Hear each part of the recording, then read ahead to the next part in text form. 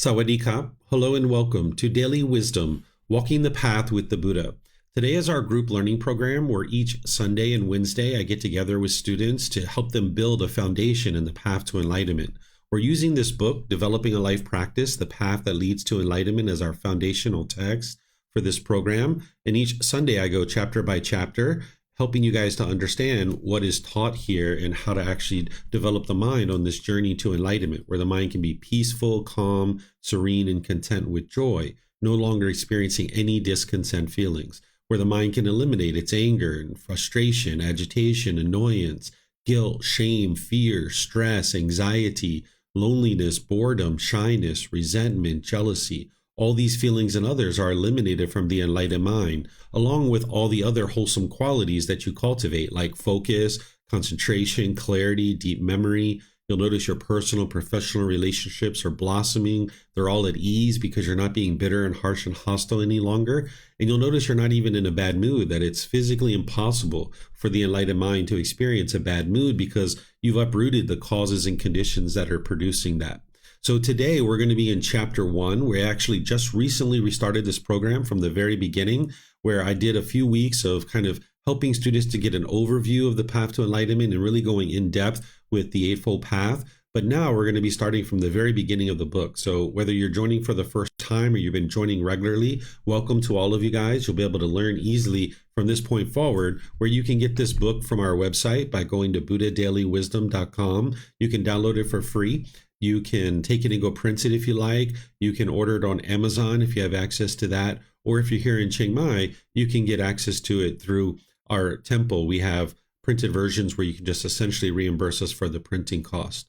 The way that we start each class is we start with some meditation so that you guys can start developing your meditation practice and really get better and better at meditating and really training the mind. And it also helps prepare you to be able to learn. Because if you've done some training of your mind prior to a learning event, it will help you to retain the teachings better. So you can do this whether it's at a class like this, or you're getting ready to go into a business meeting or something like this. You might decide to do a bit of meditation in order to prepare your mind for any kind of situation that you might be encountering. And it helps you to be able to learn and have your mind focused and concentrated, absorbing the teachings, understanding them, and being able to then reflect on them to independently verify them and practice them. So if you'd like to join for meditation, I'm going to start with some chanting to ease us into the meditation. And then after that, I'll come in with the guidance. Then there'll be a period of time where it'll just be quiet. We'll just all be meditating together. Then we'll come out of the meditation with some more chanting. Keep in mind that these chants aren't a rite, a ritual, or a ceremony or worship. It's nothing mystical or magical. And I'm going to be teaching a 4-part series on the chanting to help students learn the chanting here in about another 3 or 4 weeks. We'll be doing that on Wednesday. You can see these chants from our website. If you go to buddhadailywisdom.com and you click on free books, down towards the bottom, you'll see the chants that I'm using and the English translations of them. So if you'd like to join along in the chanting, if you know these, you're more than welcome. And then afterwards, as I mentioned, I'll come in with some guidance. Arahang Samma Sambuddho Bhagava Otang Bhagavanang Apivateyami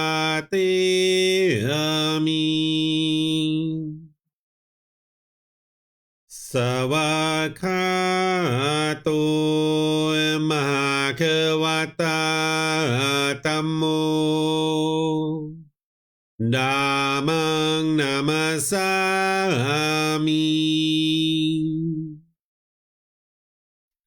Supatipano Bhagavato Sāvaka Saṅkho Saṅghang Namami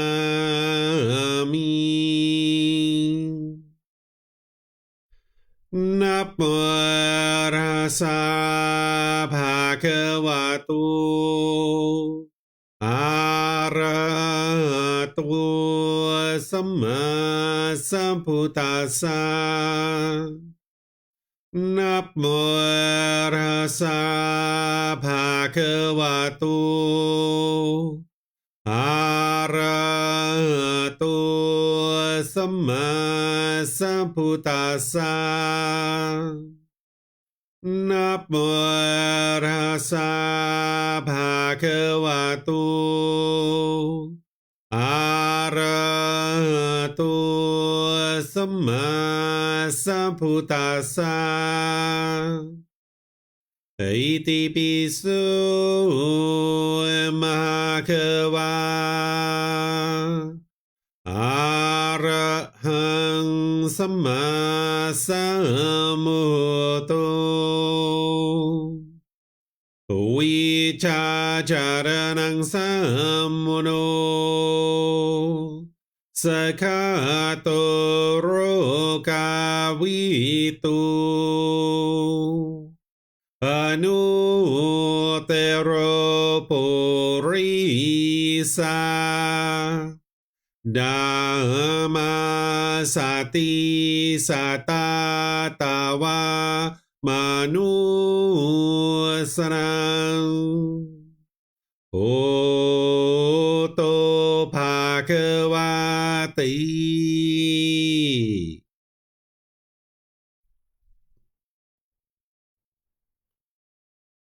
Okay, with the lower body and hands and arms comfortable, and the upper body erect.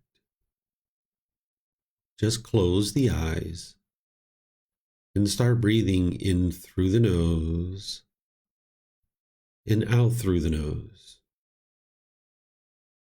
Here you're just looking to establish the breath, a nice, natural, steady, consistent breath. Not forced or controlled, just a gradual inhale through the nose, experiencing the full breath. And then whenever you're ready, exhale out through the nose. Breathing in and out. Breathing in and out. Your breath may not match up with the guidance that I'm providing, and that's okay. This is your practice. I'm just here for guidance. You can use this voice as a reminder that whenever you get to the next inhale, breathe in naturally through the nose, developing a nice, natural, steady, consistent breath. And then whenever you're ready, exhale out through the nose, experiencing the full breath. Breathing in and out. Breathing in and out. With the breath well established, start fixating the mind on the breath, either the sound of the breath coming into the nose or the sensation of air moving over the skin into the nose. The breath is the present moment. Fixate the mind on the breath, the present moment. Breathing in and out. Breathing in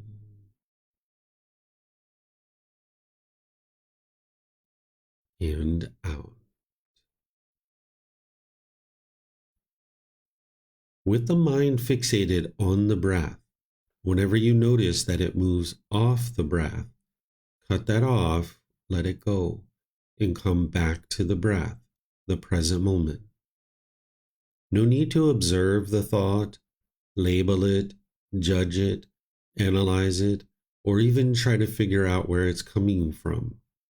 Whenever you notice that the mind is moved off the breath, cut that off, let it go, and come back to the breath, the present moment. Breathing in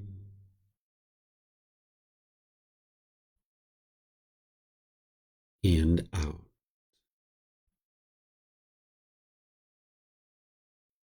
Breathing in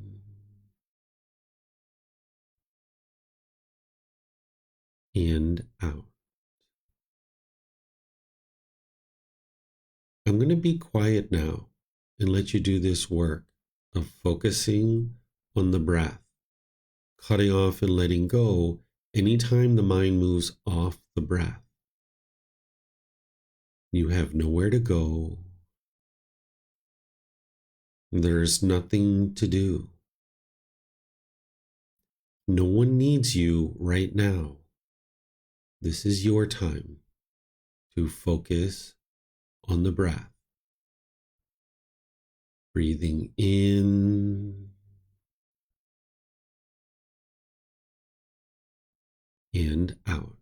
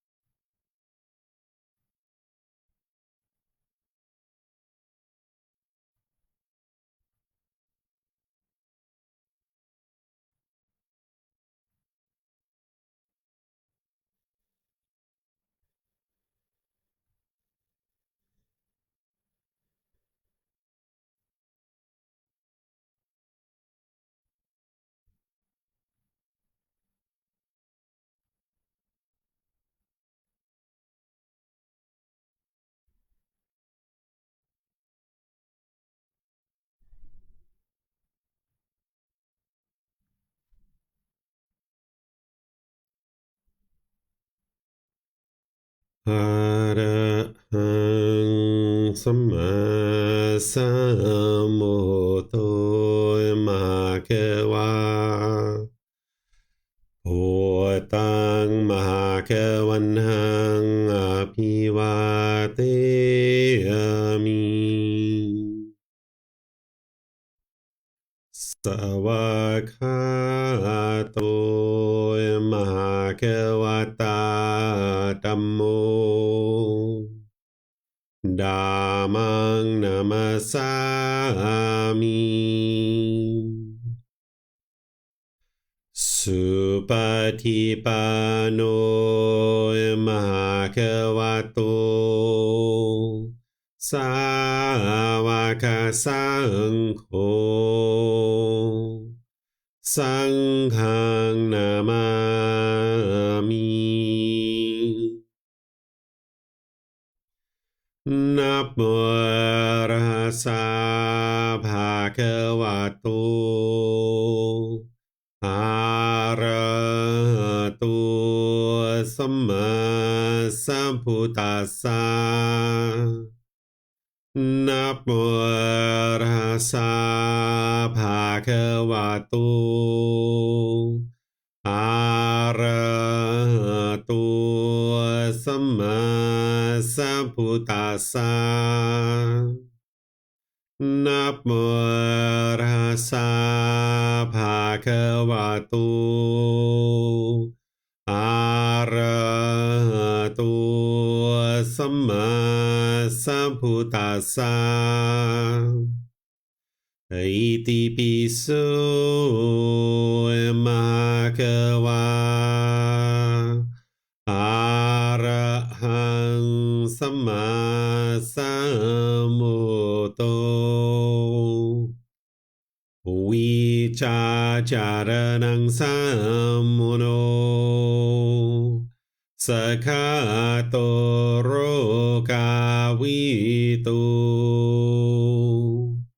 อนุเตโรปุริสานามาสติสตาตาวามนุสนังโอโตภาควาติ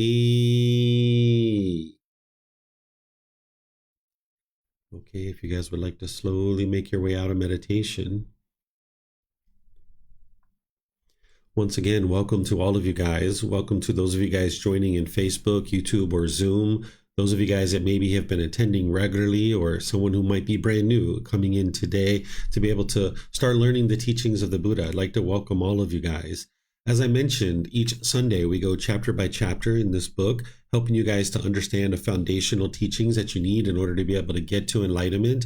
And I share a talk on each topic from chapter to chapter. And today we're in chapter 1, which is titled Universal Teachings, Love, No Harm, and Good Morals. This is where you're learning about 3 kind of common teachings that you're going to see along several different teachings, several different traditions, several different ways that people might grow and develop to become a better and better human being. There's kind of this commonality that we see amongst all teachings. Well, there's definitely differences from one set of teachings to another, but you'll tend to see these general commonalities between certain traditions, whether it's Buddhist or Christianity, Hinduism, Muslim teachings, Judaism, any of these kinds of things. And I share this at the very beginning of the book in chapter 1, because sometimes when people are moving into the teachings of the Buddha, they might feel like they're kind of turning their back on what they've learned so far, whether it's in another tradition or maybe even what you were learning with grandma and grandpa or mom or dad. But it doesn't need to be seen that way. You can actually see these things as like a bridge, that the teachings of the Buddha, while in my opinion, they're very deep, they're very clear, they're very concise, they absolutely lead exactly where he said they do, to this enlightened mental state. But when you're moving from one collection of teachings towards another, you might have concerns about, kind of what you've been doing in the past and what you're headed towards. So this chapter is really written as like a bridge to be able to walk across this bridge and realize that you're going to see some commonalities and similarities between what you've maybe been exposed to in the past from these different traditions or even grandma and grandpa in the teachings of the Buddha. But you're going to see a lot of uniquenesses in the teachings of the Buddha because he focuses you on training the mind. Nothing in the teachings of the Buddha is based in belief. You're not believing a bunch of things and then hoping something good happens when you die. Instead, you're learning and investigating and examining his teachings. You're reflecting on those to independently verify them, and then you're practicing them, integrating his teachings into your day-to-day life in order to train the mind and uproot certain pollutions that are in the mind. This is what we were talking about last week, is the pollutions that are in the mind, the 10 individual fetters. And if you haven't been part of the program so far, you can always go back to YouTube where we have a playlist that you can see the classes that I've taught so far, and you might decide to learn with some of those. Everyone's on their own independent journey to enlightenment, but it surely helps to have some background. But if you don't have the ability to go back and look at those videos, it's okay, because all the things that I already have taught, I'm going to be teaching them again in this program from this point forward. The first 4 weeks of the program is kind of like an overview to help people understand what's going to be taught in the future. So now from chapter 1, I'm going to be doing chapter by chapter. And you might decide to read the chapters before class or after class. And today I'm going to be discussing the universal teachings to help you guys understand what these are and how to benefit from them in your day-to-day practice in this journey to becoming a better and better human being on the path to enlightenment, getting to the point where you've purified the mind and you're no longer experiencing any discontent feelings. And then on Wednesday is what I do is I do meditation with students, helping students to build up their meditation practice and open up to any and all questions that students might have. So as we go today, if you have questions, you're more than welcome to ask questions. You can put those into Facebook, YouTube, or Zoom in the comment section, and I'll be able to see those. Or if you're in Zoom, you can electronically raise your hand and then unmute your microphone, and you'll be able to ask any and all questions that you like through the live stream, through the Facebook, and through Zoom. Everybody will be able to hear you.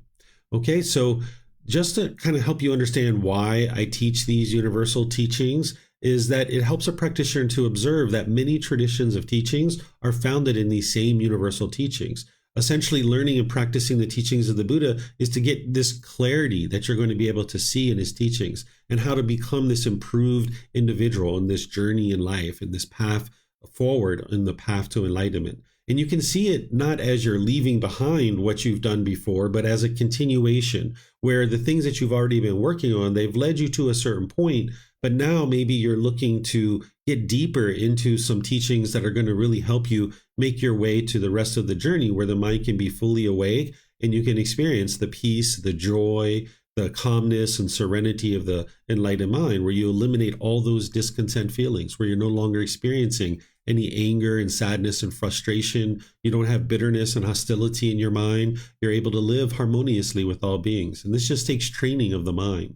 So this teachings of the universal teachings, it provides a bridge to help practitioners incorporate certain aspects of the teachings of the Buddha into their existing life practice, and realizing that they're able to walk across this bridge to be able to get more clarity on what it would take in order to lead the mind to this improved state of mind, where you can have harmonious relationships.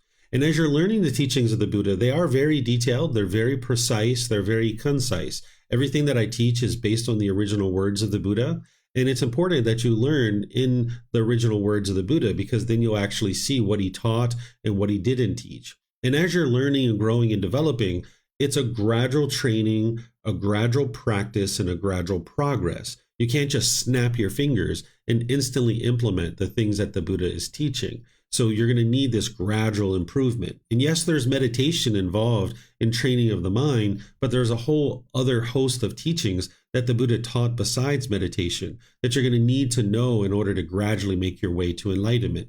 And the core central teaching that the Buddha taught is called the Eightfold Path.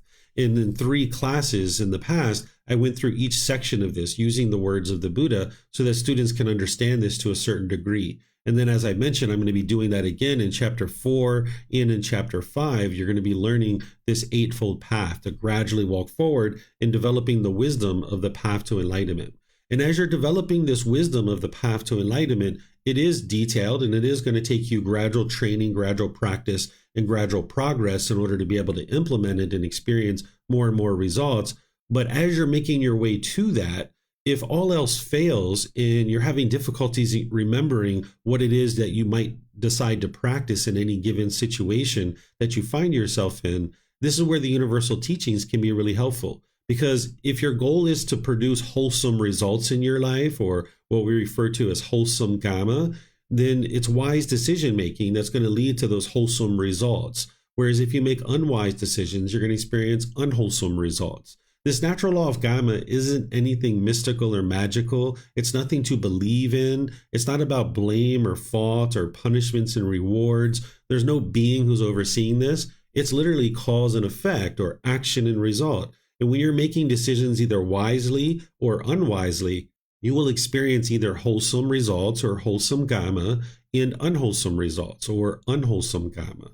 And the goal would be to extinguish all your unwholesome Gotama, all your unwise decisions that you've been making, is to extinguish that when it's coming back to you, when you're experiencing the results of your past decisions. And then more and more making decisions through this eightfold path, this very detailed teaching that the Buddha shares. Well, if all else fails and you can't remember on your way to developing more and more wisdom of the Eightfold Path, then the universal teachings can be something that you choose to practice. And these are things that you can easily remember and choose to practice those.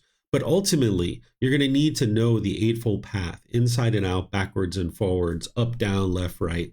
That is the path to enlightenment. And I would advise any new student to study that in detail using the resources that I share, because I'm using the original words of the Buddha and I'm giving you examples all the way through, helping you to see not only what the teachings are, but how to apply it in your day-to-day life. And that's my method of teaching. But today, what I'm going to teach you is just something very simple and very basic. And then I'm going to open up to any questions that you guys have, because this is actually one of the shortest chapters in the entire book, where I'm just explaining to you what these universal teachings are and allowing you to take the opportunity to be able to see those correlations between other things that you've been learning. So the universal teachings are universal love for all beings, do no harm, and be a good moral person. You're going to see this commonality amongst many traditions, and even growing up with mom and dad or grandma and grandpa, they might have been teaching you these same kinds of things. Where the Buddha is teaching this universal love for all beings, essentially this relates to loving kindness and compassion for all beings. Because if you can be loving and kind and compassionate towards others, then this is what you're going to see that's coming back to you in your day-to-day life. But you're going to need a consistent long-term practice of loving kindness and compassion. Right now, I'm in a 4-part series of teaching students how to develop loving kindness meditation, so that you can essentially fill up your own mind with loving kindness, where you can kind of rewire your mind and go out into the world and be more loving and kind. What loving kindness is active goodwill towards all beings without judgment. This is where you're not trying to judge other people to determine whether they deserve your loving kindness or not, but you just go out into the world with this active goodwill towards all beings, this genuine interest in seeing all beings be well. And you practice that through your intentions, your speech, and your actions. But you're going to find that challenging to do with all beings, because the mind has certain pollutions in the mind, like we talked about last week, the 10 fetters. So as you're gradually bringing down the pollutions of your mind and you're gradually increasing the wholesome qualities, you'll find it easier and easier in all your relationships to be loving and kind with the people around you. So the Buddha is teaching you this because as you put out love and kindness towards others, over time, this is what's going to come back to you. And you would like to do this without judgment. Sometimes we've been taught that don't respect others until they respect you. And if this is the way you treated things in the world, like with your loving kindness or your respect, where you're like, I'm not going to respect you until you respect me, or I'm not going to show loving kindness to you until you show it to me. And if everybody was practicing this in the world, nobody would have loving kindness for anybody. Nobody would have respect for anybody, because everybody's holding back and waiting for somebody else to show loving kindness or respect. So an enlightened being doesn't function that way. They make decisions that are based in wisdom, and they understand that it's wise to go out into the world and be loving and kind with all beings, and having this mental state where you have this genuine interest in seeing all beings be well. And then you would like to practice compassion. Compassion is the concern for the misfortunes of others. This is a mental state as well. We're going to talk about these when we get to chapter 14, which is the Brahma Viharas, because they're antidoting specific symptoms that are in the unenlightened mind. And compassion is the concern for the misfortunes of others. It's a mental state. It doesn't mean that you necessarily do something. That would be one's action. And maybe someone's practicing generosity to actually do something in order to help this person who is in unfortunate situation. But what compassion is like loving kindness, is the mental state that you cultivate in the mind where you have concern for others' well-being and you have concern for their misfortunes. So craving, desire, attachment, if you were worried and had anxiety about what other people are experiencing, that's the mind longing, yearning, and wanting people to be a certain way. And that's going to lead to stress and anxiety and worry. But if you were all the way on the other side where you were indifferent and you could care less about what happens to people, that's not compassion either. So you would like to be in the middle where you have concern for the misfortune of others. And whether you choose to take action upon that is up to you, of course. Everything's up to you. It's your life, it's your decisions, and it's your results. But what the Buddha teaches you in terms of this common teaching that I can see across all traditions from universal love of all beings is to have this compassion for other beings. And this is a mental state that you can cultivate on your journey to enlightenment. Then the Buddha, as well as other teachers, teach things like do no harm. The Buddha teaches it as part of right intention or right thinking or right thought. He teaches you to practice non-ill will or goodwill towards all beings, and harmlessness, where you're disinterested or incapable of causing harm to others. Because anytime you put any harm out, this harm is going to come back to you. This is the natural law of Gotama, of cause and effect, or action and result. And here, these teachings that I'm sharing with you, you're going to be able to see some commonalities between other people's teachings. And we'll talk about that as we get towards the end of this. But here with do no harm, not only did the Buddha teach this, but other teachers taught it too, where you're not interested in causing harm to other living beings. Because if you cause harm, this harm is just going to come back to you. It's kind of like walking down the beach and you're kicking up sand and the wind blows it right back in your face. And you're disinterested in doing that. You don't walk down the beach and kick up sand and let it keep blowing you back in the face. You might have done that once or twice, maybe as a kid, but then you realize like, I don't like this. I'm not going to do this anymore. And that's what you need to be able to see with your day-to-day life, that when you're bitter and harsh and hostile to people, this just blows back on you like sand on a beach. And just like as a little kid, you realize that that's unwise and you stop doing it. You need to be able to do the same thing through training your mind, is to not be bitter and harsh and hostile to others. Because when you put that out, it's just going to come back to you. And the Buddha teaches you to be a good moral person, just like other teachers as well. There's certain moral conduct that the Buddha teaches as part of the Eightfold Path. His moral conduct aren't rules or commandments. What he's teaching you is the natural laws. Through right speech, right action, and right livelihood, he's explaining to you the things that could be harmful in terms of your speech or actions or your livelihood. And then you can investigate that and examine it. You can reflect on it to independently verify it based on your own direct experiences and what you've experienced in life, because you've done some of those things that he talks about. And then you can practice and you can improve your practice. So the teachings of the Buddha are for you to cultivate wisdom about all these different things and more. But one of the things that you're cultivating wisdom about are these natural laws and how they relate to the moral conduct that you choose to practice.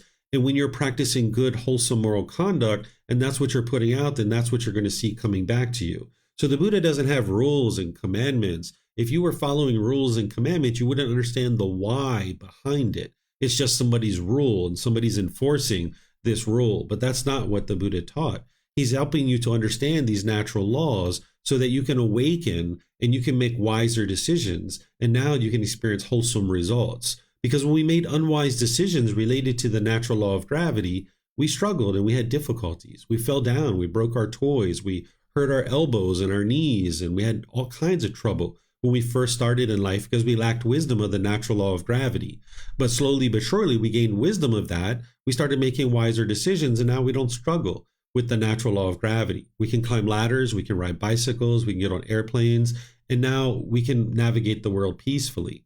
But there's these other natural laws that the mind is unaware of as it's growing up and has a lack of wisdom in the mind, we go out into the world thinking that what we're doing is so wise, or maybe we think we have the very best intentions in the world. But if you haven't studied the Eightfold Path to understand right intention and right speech and right action and right livelihood, then the mind doesn't yet know these natural laws in a way that you've independently verified it and you've cultivated as wisdom, and then you've started practicing it. Because you can go into a conversation with what you think are all the best intentions in the world. And as you're talking and as you're having conversation, that conversation can blow up on you. And you look at it and you're like, what just happened? And the mind can be really confused about this when it lacks wisdom of the natural laws. So when you have wisdom of these natural laws, you can confidently enter into conversations, and now you can make decisions about your moral conduct. And you can see that you can get to a point where every single conversation you have produces wholesome results. And now you don't have to keep making unwise decisions that is producing difficulties and struggles, where you have broken relationships over and over and over again. You can get to the point where all your relationships are harmonious. So these universal teachings that you see in the teachings of the Buddha of universal love for all beings, do no harm, and be a good moral person, these are just very simple, very basic things. But the Buddha has much deeper teachings than this that is going to help guide you on this journey. But just like I mentioned, there's other teachers that have existed at different times in history that have shared essentially the same thing. Like this universal love for all beings, loving kindness and compassion for all beings. If you're familiar with the teachings of Jesus Christ, he might have said, love thy neighbor, right? And that's the way that he talked about it. But the Buddha is talking about it through loving kindness and compassion. When the Buddha is talking about the natural law of karma, of cause and effect, or action and result, if you're familiar with Jesus Christ's teachings, you might have known that he taught you reap what you sow. This is the natural law of karma. I'm not as familiar with Hindu teachings and Muslim teachings and Judaism and all the other things that are out there, but if you are familiar with those, you could probably go through these universal teachings and see the connections to Muslim teachings, Hinduism, Judaism, and all these other teachings that are out there. But what you're going to see in your journey with the teachings of the Buddha is it's going to get much deeper, and he's going to be able to share with you the teachings to train your mind, where you can see the results now in this life, that the condition of your mind in your life, your relationships is all improving. So this is what I have to share with you guys. And remember, this is something that you can fall back to if you ever need to remember to practice this universal love for all beings, doing no harm, and being a good moral person. But what you would ultimately like to get to is the deeper teachings, which is what I'm going to share with you as we go forward in this journey. If you guys have any questions, you can ask any and all questions about these particular teachings or any other aspect of the teachings of the Buddha that you would like to ask. You can put that into Facebook, YouTube, or Zoom, or you can raise your hand in Zoom and ask any questions that you like by just unmuting your microphone. So do you guys have any questions that you would like to ask?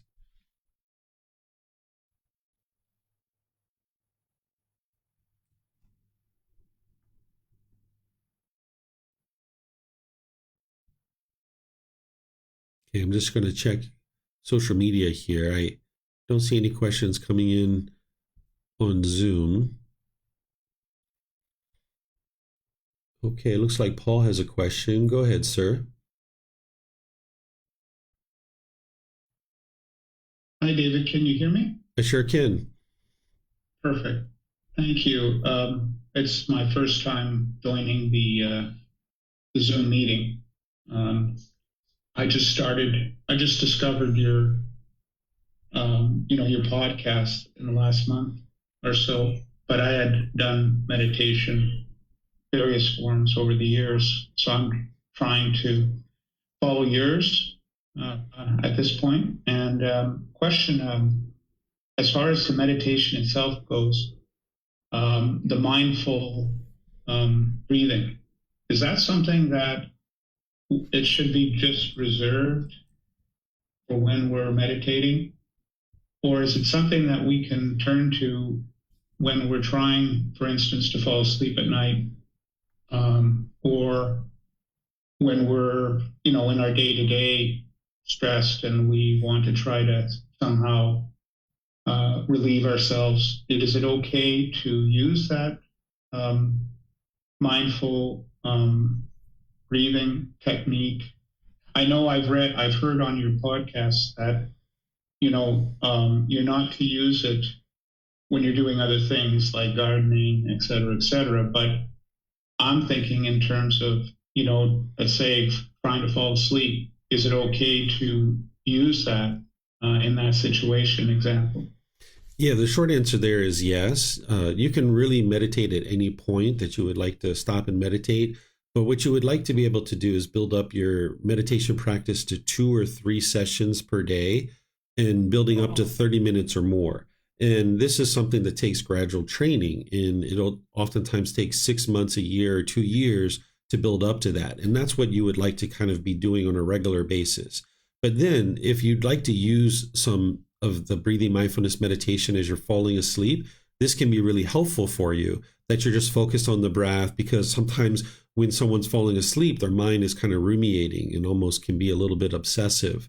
So as you're doing that, as you're falling asleep, I wouldn't suggest considering that as one of your 2 or 3 meditations for 30 minutes or more. But the benefits that you're cultivating in those sessions can be helpful for you as you're falling asleep, because you're training your mind to cut off and cut off and cut off and cut off. And this can be really helpful for you. Or say you're in a business meeting and it doesn't go well, and you can step away and you can go do 5, 10, 15 minutes of meditation. Again, you might not consider it one of your 2 or 3, but it's like a little touch-up meditation to really kind of help you in that situation, to train your mind to let go. So you can use the meditations in that way if you'd like.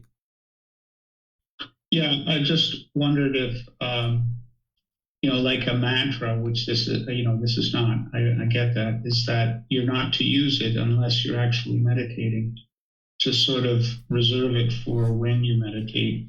What I'm talking about is eyes open here, let's say during the day, and you're aware of being stressed, and you could try to, and I've done where I'm trying to do this mindful breathing while doing an activity. Is that something you should avoid doing?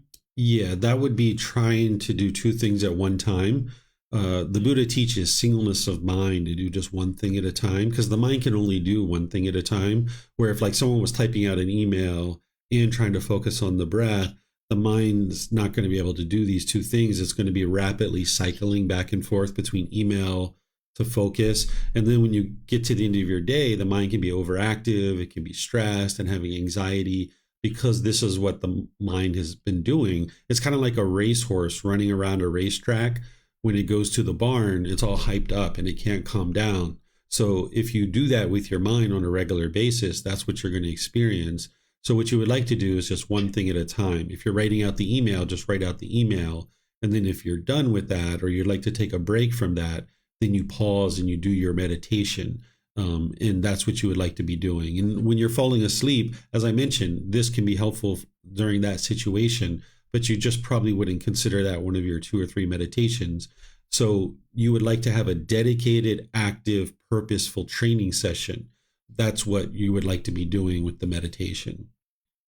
So when you're doing the mindful breathing, you should be having your eyes closed, and you should be, going through doing it as you described, and not trying to sometimes do it with eyes open as you're going through your day. You should never do that. You should keep it where your eyes are closed and you're actually meditating your 2 or 3 sessions a day, or it's okay to try to use it to help sleep at night, but not while doing other activities. Yeah, that's all true. Although with walking meditation, you do it with your eyes open, and this is considered breathing mindfulness meditation. You do it with your eyes open, but it's a very intentional walking. So there is meditation that you can do with your eyes open, but usually when you're doing seated, lying, or standing positions with breathing mindfulness, you close your eyes, because that shuts down one of your sense bases where you're not taking in contact through the eyes. And now the mind has ability to go internal more, and you're able to be more introspective, and you're able to really cultivate the mind better that way than if you were like, say, like sitting on your front porch looking at traffic go by. Each time a car goes by, your mind's not going to be necessarily focused on the breath and be able to do that introspection. Whereas if you close your eyes, now your mind can go internal, because it's not getting that contact through the eyes. Okay, one last question, please, regarding meditation is, should we be trying to relax? Like, should we be actively um, feeling whether we're tense and trying to release that tension? Letting go of the tension, is that something we should be trying to do as we are mindfully breathing? Yeah, when you first start and you're getting established with your breath, that's an opportunity for you to start becoming aware not only of the breath, but what's going on in the body as well. And if you notice any tension in the shoulders or the neck or the back or anything like this is going to be coming from the mind. And you can calm the mind down and focus it on the breath. And this will tend to eliminate the tension, like in the shoulders or neck or back or wherever it is that you're experiencing that tension. You can also switch to like a lying position. This is really good to release any kind of tension in the body, because in the seated position, the muscles are engaged. But in the lying position, all the muscles are disengaged, where you can lie on your back face up.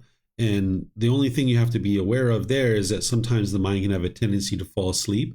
And if that's the case, okay, then someone falls asleep, but then you would like to be sure that you do some more meditation later to be sure you get your 2 or 3 sessions per day in with 30 minutes or more. And that's where if you're noticing you have a tendency to fall asleep, this can actually occur regularly, especially as you first start training your mind, because the mind is working quite challenging to be able to do this meditation, and it can kind of get exhausted and tired. For the first 3 to 6 months, you can notice that the mind during meditation can have a tendency to fall asleep for more people, or for some people, I should say. And then that's where the standing position and the walking position comes in, that you can use these positions to keep the mind more alert and attentive, where you won't have the tendency to fall asleep in those positions.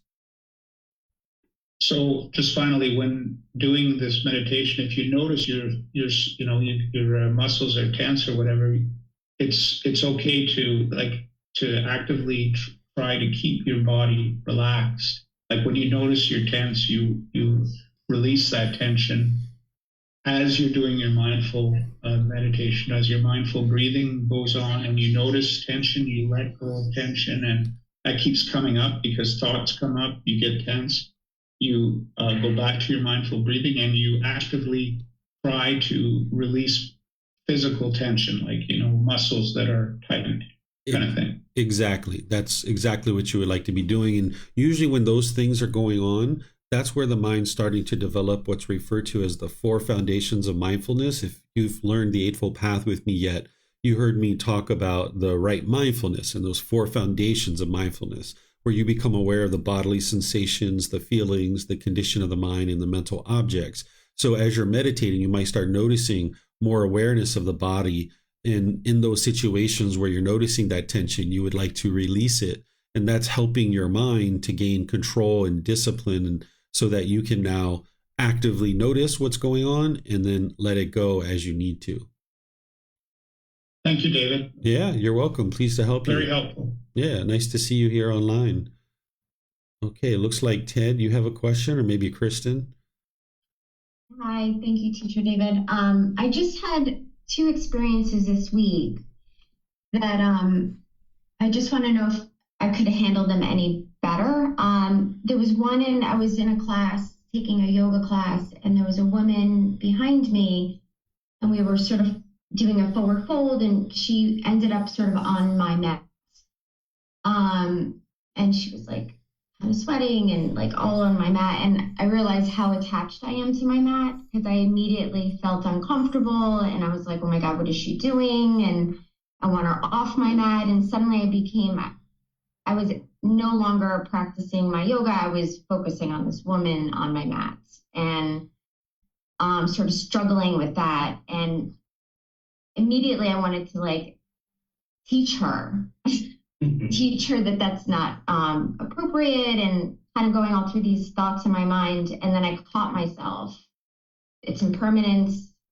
This will end soon. She will be off my mat in just a few moments, and just let it go, and just kind of come back to my breath, and sort of get back into my yoga practice. And so at the end of all of that, she got off my mat, she wiped it where she was sweating, which I appreciated. And I just thanked her for that. And I didn't speak of it again. I just sort of like let it go and moved on with the class. And that was that. So I was just wondering, I mean, was there a better way to handle that other than, because I did want to like, sort of, my immediate thing was just like teach her that that's not appropriate, but that's not really my job, right? Like I don't need to teach anyone. It's just realize that I'm attached to the mat and that I just need to kind of like let her just be and just let that all go. Is that the right way to handle that?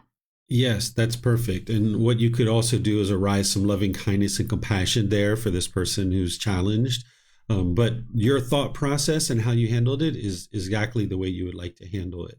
More and more, you'll get to the point where those things aren't arising, where you're not, feeling uncomfortable. You don't have that conceit coming up where you want to teach her and, tell her what she should or shouldn't do. But right now, that is coming up. But you handled it the way that I would suggest that you do it, which was cut it off, let it go, realize this is an impermanent situation. And each time one of these things happen, you'll be able to let it go easier and easier.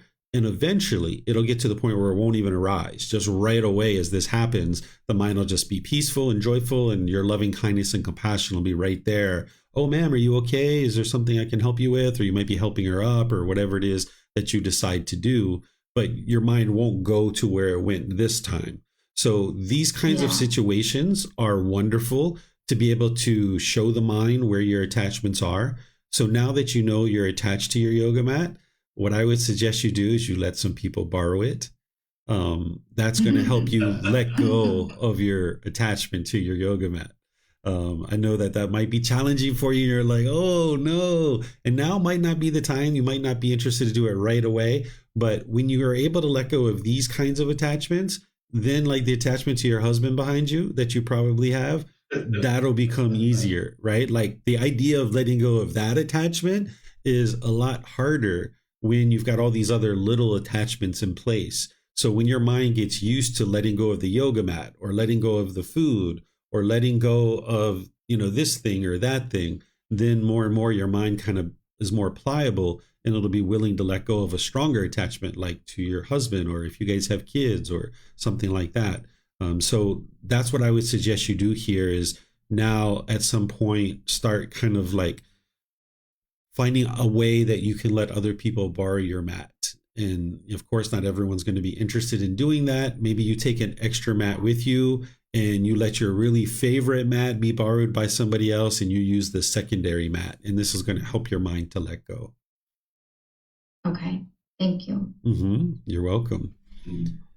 Okay. Let me see if we have any questions coming in anywhere else. All right.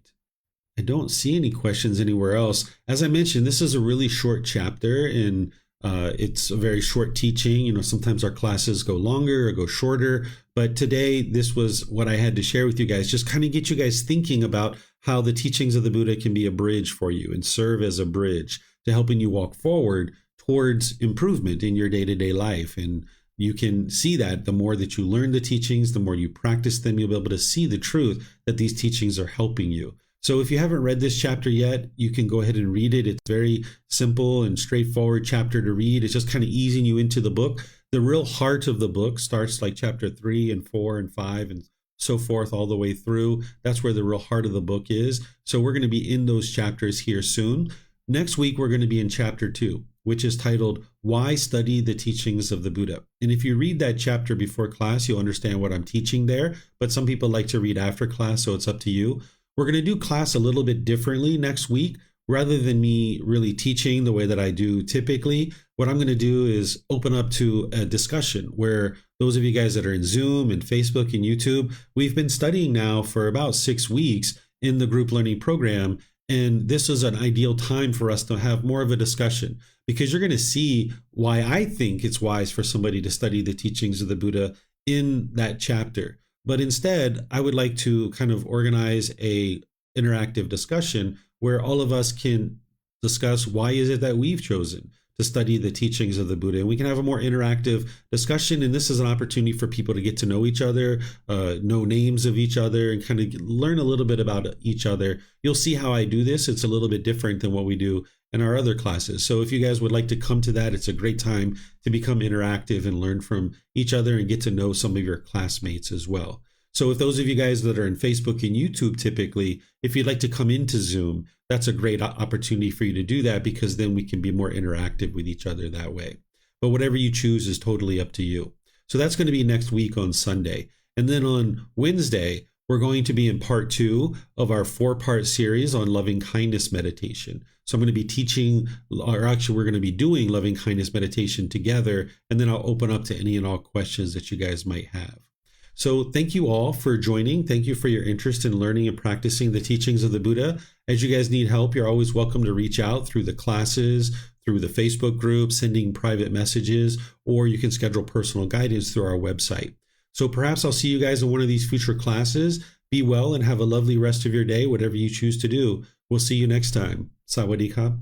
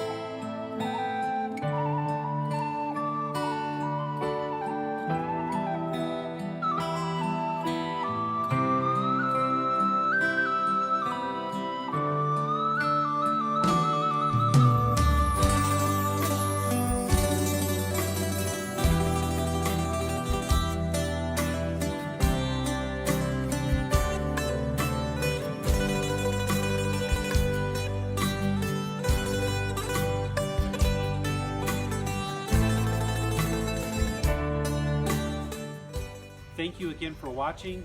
Enjoy your meditation. Look forward to seeing you online and answering any questions that you might have. Thank you so much.